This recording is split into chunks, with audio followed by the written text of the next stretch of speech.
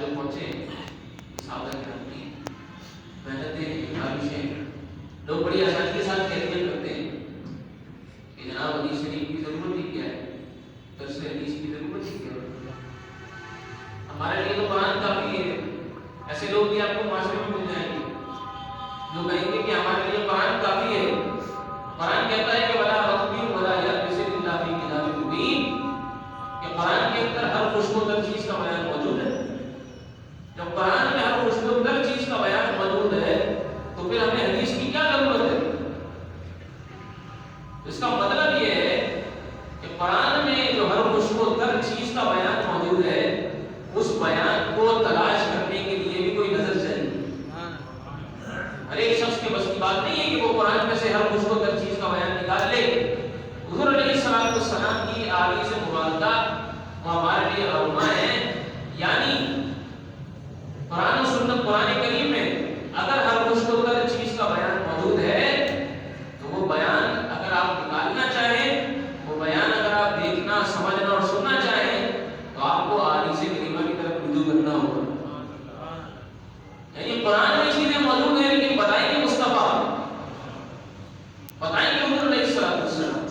اللہ کریم نے قرآن کریم کو نازل فرمایا اور اس کا بیان اس کی وضاحت رسول اللہ پر چھوڑی، فرمایا کہ وَأَنزَلْنَا إِلَيْكَ الذِّكْرَ لِتُبَيِّنَ لِلنَّاسِ مَا نُزِّلَ إِلَيْهِمْ، کہ ہم نے جو نازل کیا ہے قرآن کریم تو لِتُبَيِّنَ لِلنَّاسِ، اس کو واضح آپ کریں گے لوگوں کے سامنے، اس کو بیان آپ کریں گے لوگوں کے سامنے۔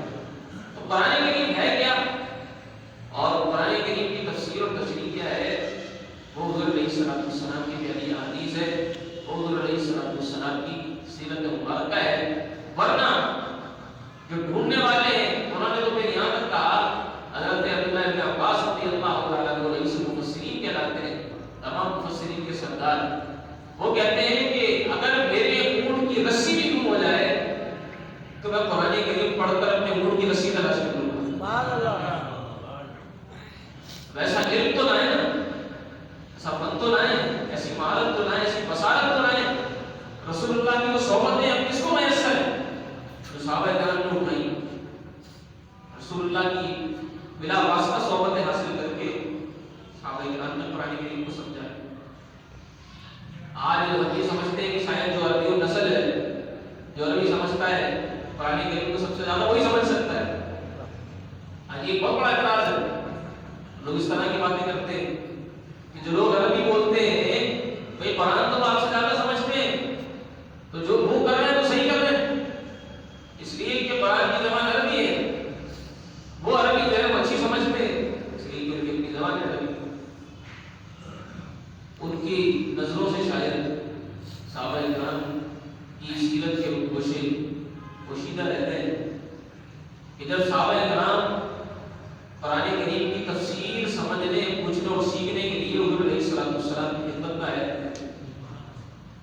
بھائی صحابہ کی زبان عربی تھی نا، اور آج کی جو عربی ہے یہ تو پھر اس زمانے کی عربی سے بہت مختلف ہے۔ صحابہ کے زمانے کی جو عربی تھی یہ تو عین وہی عربی تھی، عین وہی زبان تھی جس پر قرآن نازل ہوا ہے، یہ تو عین وہی لغت تھی۔ اس کے باوجود صحابہ کرام آیات کے متعلق پوچھنے کے لیے بارگاہ رسالت میں حاضر ہوتے تھے۔ ان کو کیا ضرورت پڑی تھی؟ ان کی تو زبان عربی تھی، تو خود ہی سمجھ لیتے ہیں۔ ایک مرتبہ ایک صحابی رسول نے جب وہ آیت نازل ہوئی نا کہ جب یہاں تک کہ روزے کا جو وقت ہے سحری کا، کہ اس وقت تک سحری کی جا سکتی ہے جب تک سفید ڈورا کالے ڈورے سے جڑا نہ ہو۔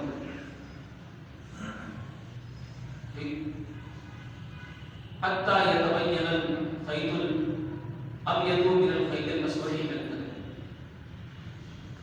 ثم اتموا الصیام۔ تو یہ آیت کریمہ جب نازل ہوئی کہ سفید ڈورا